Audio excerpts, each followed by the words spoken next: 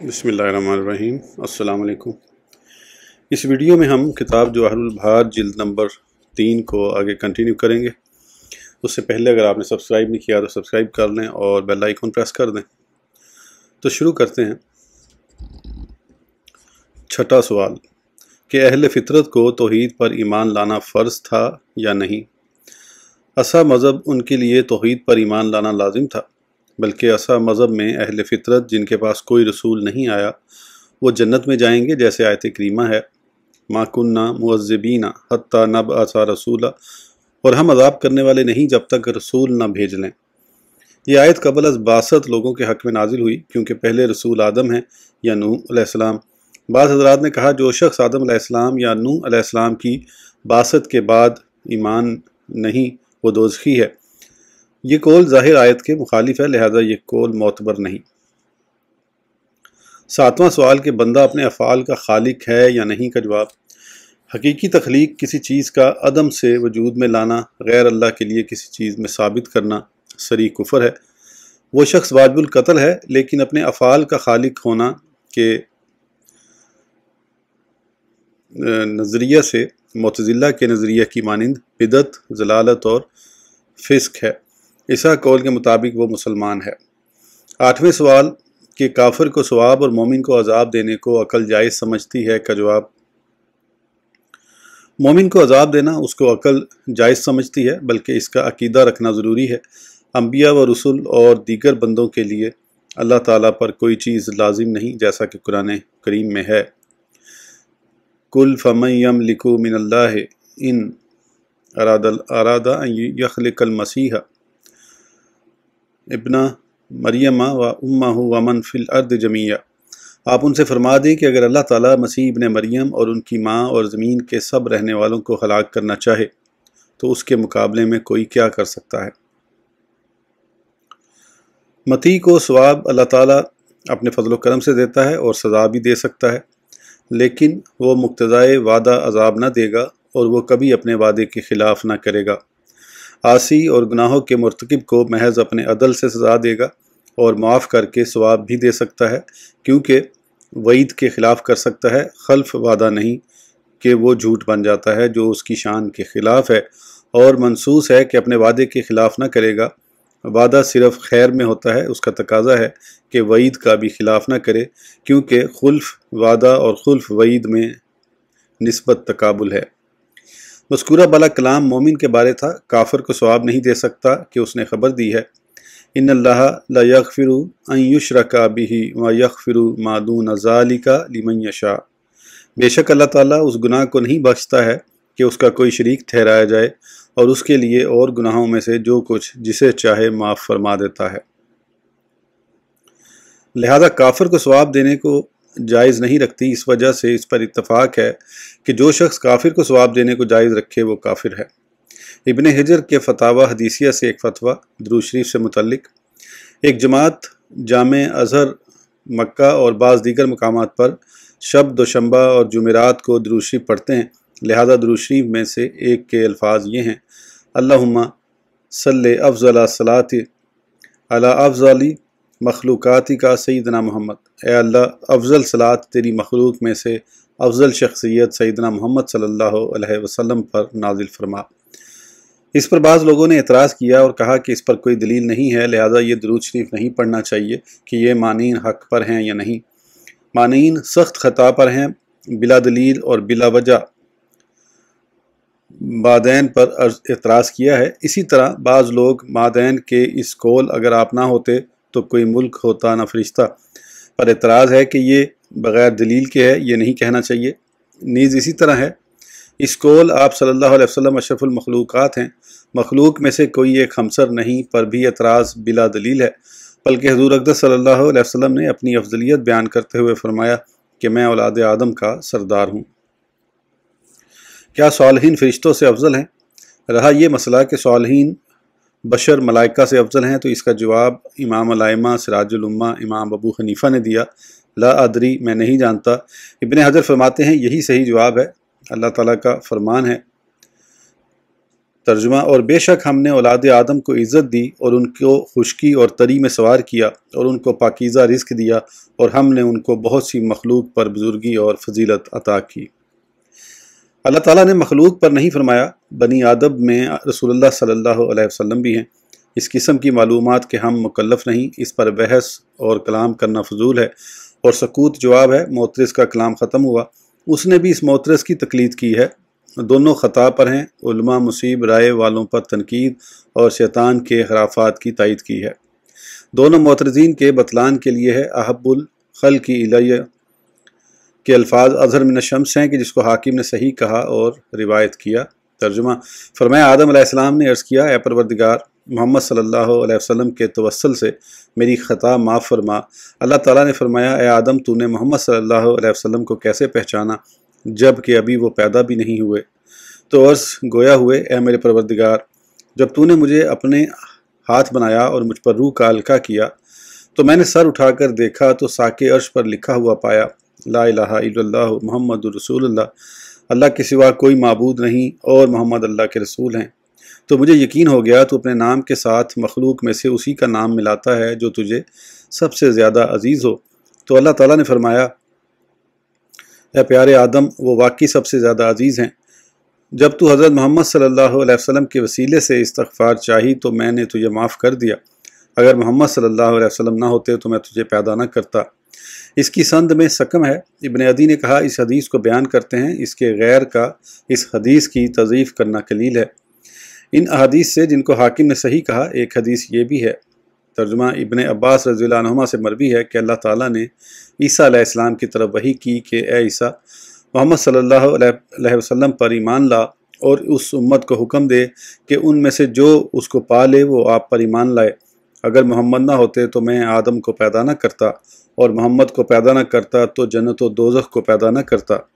میں نے عرش کو پانی پر بنایا تو وہ مضطرب ہوا تو میں نے اس پر لا الہ الا اللہ محمد رسول اللہ لکھ دیا تو اس کو سکون ملا۔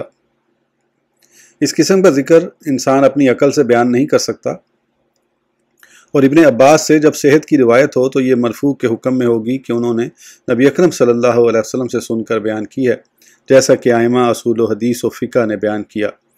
اگر پہلی حدیث کو سقیم تسلیم کر لیا جائے تو اس کی کمزوری اس حدیث سے پوری ہو جاتی ہے، کیونکہ یہ تنہا ہی حجت کے کافی ہے۔ تو اگر اس کے ساتھ پہلی کو ملا لیا جائے تو مزید قوت پیدا ہوگی۔ صاحب شفا الصدور وغیرہ نے حدیث روایت کی ہے۔ ترجمہ: اللہ تعالیٰ نے فرمایا، اے محمد، مجھے اپنے عزت و جلال کی قسم، اگر تو نہ ہوتا تو میں زمین و آسمان کو نہ بناتا اور نہ سبزیات کو بلند کرتا اور نہ اس کے گرد کافرش بناتا۔ ایک روایت میں ہے، ترجمہ: تیری وجہ سے وادی کو پھیلاتا ہوں، پانی کا تموج، آسمان کو رفت، ثواب و عقاب، اور جنت و دوزخ کو بناتا ہوں۔ قاضی ایاز شفا میں ذکر کرتے ہیں، آدم علیہ السلام نے عرض کیا، جب تو نے مجھے اپنے دستے قدرت سے بنایا، میں نے عرش کو دیکھا تو اس پر یہ کلمہ لکھا ہوا دیکھا، لا الہ الا اللہ محمد رسول اللہ، تو مجھے یقین ہو گیا کہ تیرے ہاں ان سے زیادہ کوئی معزز نہیں، جس لیے تو نے ان کے نام کو اپنے نام سے ملایا۔ تو اللہ تعالیٰ نے وحی کی، اے آدم، مجھے اپنی عزت و جلال کی قسم، وہ تیری اولاد سے آخری رسول ہیں، اگر وہ نہ ہوتے تو میں تجھے پیدا نہ کرتا۔ ان تمام احادیث سے روز روشن کی طرح واضح ہو گیا کہ پہلے معترض کا اعتراض باطل ہے، اور دوسرے معترض کا اعتراض کہ آدم حضور اقدس صلی اللہ علیہ وسلم سے افضل ہیں، تو اس کا بطلان بھی اسی روایت کردہ حدیث سے ہو جاتا ہے کہ آپ نے فرمایا، میں روز حشر اولاد آدم کا سردار ہوں گا، اس میں فخر نہیں، اور ہر نبی آدم ہو یا کوئی اور میرے جھنڈے تلے ہوگا۔ اس حدیث میں حضور اقدس صلی اللہ علیہ وسلم کی آدم علیہ السلام پر فضیلت ثابت ہو رہی ہے۔ آدم علیہ السلام کی فضیلت فرشتوں پر تو یہ قرآن سے صراحتاً ثابت ہے۔ اس قلنا للملائکہ اسجدوا لآدم، اے نبی صلی اللہ علیہ وسلم یاد کیجئے جب ہم نے فرشتوں کو حکم دیا کہ آدم علیہ السلام کو سجدہ تعظیمی کریں۔ اور آیت، ان اللہ اصطفی آدم و نوحا و آل ابراہیم و آل عمران علی العالمین، بے شک اللہ تعالیٰ نے آدم اور نوح اور ابراہیم کے خاندان اور عمران کے خاندان کو تمام عالم پر برگزیدہ کیا۔ فرشتے بھی بلا اتفاق کائنات میں شامل ہیں۔ جب اولا صحیحہ سے ثابت ہے کہ ہمارے نبی اکرم صلی اللہ علیہ وسلم آدم علیہ السلام اور دیگر انبیاء سے افضل ہیں، جیسا کہ چند سطور بالا سے بیشتر مذکور ہوئی کہ ہر نبی روز محشر حضور کے جھنڈے تلے ہوگا، اور مدرجہ بالا 2 آیات سے ثابت ہوا۔ آدم، نوح، آل ابراہیم و آل عمران فرشتوں سے افضل ہیں۔ مذکورہ حدیث اور آیات کو جوڑ کر صغرا کبرا ملانے سے نتیجہ اخذ ہوتا ہے کہ حضور اقدس صلی اللہ علیہ وسلم آل ابراہیم و آل عمران اور جملہ انبیاء اور تمام فرشتوں سے افضل تر ہیں۔ اسی طرح بخاری و مسلم کی حدیث ہے، انا سید الناس یوم القیامہ، روز حشر میں تمام لوگوں کا سردار ہوں گا۔ تمام مخلوق پر افضلیت اس آیت سے بھی ثابت ہے، ورفعنا لک ذکرک، اور ہم نے تمہارے لیے تمہارا ذکر بلند کیا۔ قاضی بیضاوی نے کہا اس سے رفع عظیم مراد ہے، اسی لیے مفسرین نے ذکر کیا اس سے مراد ہے کہ جب بھی میرا ذکر ہوگا ساتھ تیرا ذکر بھی ہوگا۔ اس رفع عظیم سے تمام مخلوق پر آپ کی فضیلت ظاہر ہوتی ہے، کیونکہ جن پر رفعت و بلندی دی ان کا ذکر نہیں کیا، اور اصل اس میں عدم تخصیص ہے۔ حضور اکرم صلی اللہ علیہ وسلم کی تمام مخلوق پر رفعت شان پر یہ آیت دلالت کر رہی ہے۔ وَآسَىٰ أَن يَبْعَثَكَ رَبُّكَ مَقَامًا مَحْمُودًا، قریب ہے کہ آپ کو آپ کا رب ایسے مقام میں کھڑا کرے کہ جہاں سب لوگ آپ کی تعریف کریں۔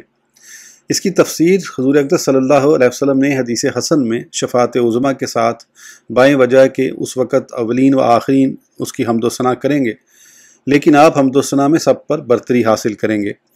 آپ کی افضلیت پر دلالت کرنے والی احادیث میں سے ایک جس کو بخاری و مسلم نے روایت کیا، ترجمہ 3 خصلتیں جس میں ہوں گی وہ ایمان کی حلاوت اور مٹھاس پائے گا۔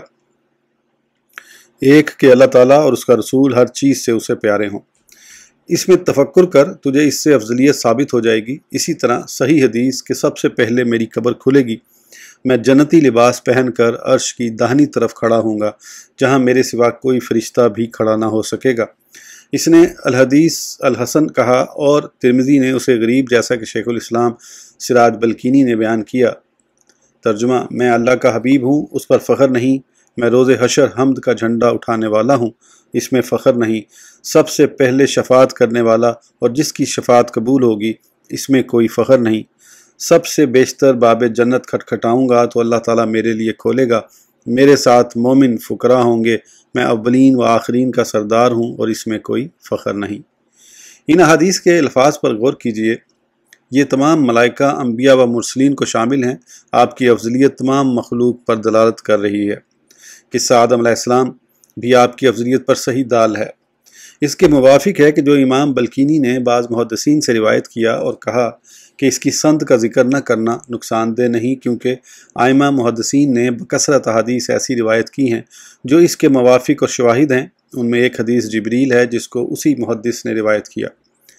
ترجمہ نبی کریم صلی اللہ علیہ وسلم نے بواسطہ جبریل اللہ تعالیٰ سے روایت کیا کہ اللہ تعالیٰ نے اپنے نبی سے فرمایا، میں نے تجھ پر 7 اشیاء سے احسان کیا، ایک ان میں سے یہ ہے کہ تجھ سے زیادہ معزز میں نے زمین و آسمان میں کسی کو پیدا نہیں کیا۔ دوسری حدیث ترجمہ رسول اللہ صلی اللہ علیہ وسلم سے ہے کہ آپ نے فرمایا کہ مجھ سے جبریل علیہ السلام نے کہا، آپ کو مبارک ہو کہ آپ اللہ کی مخلوق سے بہتر و برتر ہیں، جتنی آپ سے محبت ہے مخلوق میں سے کسی سے نہیں، نہ مقرب فرشتے سے اور نہ نبی مرسل سے۔ رحمان نے عرش کے قریب مقام عطا کیا جہاں زمین و آسمان والوں میں سے کوئی نہ پہنچ سکا۔ اللہ نے تکریم سے تہنیت فرمائی اور مرحبا کہا اور کہا، معلوم و مشہور حدیث تحقیق نبی کریم صلی اللہ علیہ وسلم آگے گزر گئے اور جبریل اپنے مقام پر ٹھہر گئے اور ایک فرشتہ ملا، اس نے کہا، یا رسول اللہ صلی اللہ علیہ وسلم آگے ہو؟ میں نے کہا، تو آگے ہو؟ اس نے جواب دیا، آپ کا حق ہے کہ آپ مجھ سے اللہ تعالیٰ کے نزدیک معزز و مکرم ہیں۔ حدیث سواد مشہور میں ہے، یا خیر مرسل اے مرسلین سے اشرف، یہ فرشتوں کو شامل ہے کہ فرشتے بھی اللہ تعالیٰ کی طرف مرسل پیامبر ہیں۔ مشہور بحیرہ کی حدیث صحیح میں ہے، ھذا سید المرسلین، یہ رسولوں کے سردار ہیں۔ حاکم کے نزدیک مدرجہ ذیل حدیث صحیح کہ بشر بن صاف کہتے ہیں کہ ایک مرتبہ جمعے کے روز حضرت عبداللہ بن اسلام کے پاس مسجد میں بیٹھے تھے۔ حضرت عبداللہ بن سلام نے فرمایا، دنیا کے تمام ایام سے جمعے کا روز افضل ہے کہ اس میں آدم کی تخلیق ہوئی اور اسی میں قیامت برپا ہوگی، اور تحقیق اللہ تعالیٰ کے پاس خلفاء میں سے خلیفہ ابو القاسم محمد مصطفیٰ صلی اللہ علیہ وسلم سب سے زیادہ مکرم و محتشم ہیں۔ راوی کہتے ہیں کہ میں نے کہا فرشتے کہاں گئے؟ تو آپ نے میری طرف دیکھ کر مسکرا کر کہا اے بھائی کے بیٹے، کیا جانتا ہے فرشتے کیا ہیں؟ بے شک فرشتے زمین و آسمان کے مانند ایک مخلوق ہیں۔ ہوا، بادل، پہاڑ کی مخلوق اور دیگر مخلوق میں سے کوئی بھی اللہ تعالیٰ کے پاس معزز و مکرم نہیں، بلکہ تمام مخلوق سے بزرگ تر ابو القاسم صلی اللہ علیہ وسلم ہیں۔ اس قسم کی روایت بالعقل نہیں ہو سکتی، تو عبداللہ بن سلام جیسی شخصیت جو کہ اکابر صحابہ سے ہیں کا بیان کرنا اس بات کی دلیل ہے۔ یقیناً انہوں نے رسول اللہ صلی اللہ علیہ وسلم سے سنا ہوگا تو یہ مرفوع کے حکم میں ہوئی۔ یہ احتمال کہ انہوں نے تورات سے بیان کیا ہو کہ آپ اخبار یہود سے تھے، اگر تورات سے نقل کردہ بھی تسلیم کر لیں تو پھر بھی کوئی مذائقہ نہیں، کیونکہ آپ صحابہ اور اہل کتاب میں سے مومن ہیں تو منشا حدیث کو سمجھتے ہیں، جیسا کہ حدیث رجم زانیان سے مروی ہے اور تورات سے روایت کردہ قرآن کریم کے عین مطابق ہے، اور نبی کریم نے بھی اس کی تصدیق فرمائی۔ بلکینی کہتے ہیں حضور اقدس صلی اللہ علیہ وسلم کی تمام مخلوق پر افضلیت بکثیر صحابہ سے مروی ہے، کسی صحابی یا تابعی نے اس کی مخالفت نہیں کی۔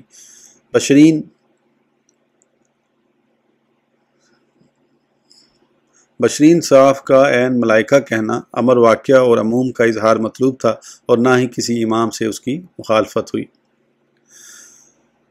معتزلہ اور باقلانی اور عظیمی سے جو مخالفت مذکور ہے وہ ممکن ہے، نبی کریم صلی اللہ علیہ وسلم کے علاوہ کسی علاوہ کے لیے کہا ہو، جیسا کہ متاخرین نے بعض اکابر متقدمین سے نقل کر کے اس پر اعتماد کیا۔ باقلانی اور حلیمی کے قول کی ترجیح۔ ممکن ہے کہ حلیمی اور باقلانی نے ملائکہ کی افضلیت ایک نوع مخصوص میں مراد لی ہو، مثلا ان کا ہمیشہ تسبیح و تحلیل میں مصروف رہنا وغیرہ، اور مطلق افضلیت جمی عبادت میں تو انبیاء کو فرشتوں پر حاصل ہے۔ افضلیت مخصوصہ کی امثلہ بہت ہیں، یعنی مثالیں بہت ہیں۔ اکرکم ابیٌ، تم سے بڑے قاری ابی ہیں۔ آمین ہذہ الامت ابو عبید، تو اس امت کے امین ابو عبیدہ بن جراح ہیں۔ ترجمہ: زمین کے اوپر آسمان کے نیچے ابو ذر سے زیادہ سچا کوئی نہیں، ان میں فضیلت مخصوصہ ہے، لہذا خلفۂ راشدین کی افضلیت کے منافی نہیں۔ دیگر اوصاف میں ان حضرات اور باقی اصحاب پر فضیلت رکھتے ہیں۔ امام ابو حنیفہ کے قول لا ادری کی توجیہ۔ صالحین بشر کی فرشتوں پر فضیلت کے مسئلے میں امام ابو حنیفہ کا فرمان لا ادری، میں نہیں جانتا، اس کے متعلق کہا جاتا ہے کہ یہ آپ کا ایک قول ہے۔ دوسرا قول ہے انبیاء فرشتوں سے افضل ہیں۔ احناف کا معتمد علیہ قول۔ لیکن علماء احناف کا معتمد علیہ قول ہے کہ خاص بشر یعنی مرسلین تمام فرشتوں سے افضل ہیں، خواص فرشتے انبیاء غیر ملائکہ سے افضل ہیں، خواص فرشتے غیر مرسلین انبیاء سے افضل ہیں۔ اس کے مطابق بھی ہمارا مدعا ثابت ہے کہ ہمارے پیارے رسول جمی ملائکہ سے اشرف ہیں۔ ایک مغالطے کا ازالہ۔ امام ابو حنیفہ اور دوسرے کسی امام کے بارے یہ خیال نہ کیا جائے کہ شاید وہ رسول اکرم صلی اللہ علیہ وسلم کی فرشتوں پر فضیلت میں توقف کرتے ہیں۔ امام شافعی کا مسلک۔ امام شافعی علیہ الرحمہ اپنی کتاب الرسالہ میں لکھتے ہیں کہ ہمارے نبی صلی اللہ علیہ وسلم جو وحی کے ساتھ بالخصوص منتخب ہوئے، جمی مخلوق پر بزرگی رکھتے ہیں، رحمت اور ختم نبوت کے اعتبار اور آپ کی نبوت اور رسالت اولین و آخرین سب کے لیے یکساں ہیں۔ آپ کا ذکر بلند ہے، اس طرح کہ اللہ کے ذکر کے ساتھ آپ کا بھی ذکر ہوتا ہے۔ محشر کے روز سب سے قبل شفاعت کرنے والے، تمام سے ذات کے اعتبار سے طیب اور نسب و مکان کے اعتبار مختار، آپ صلی اللہ علیہ وسلم اللہ کے بندے اور رسول ہیں۔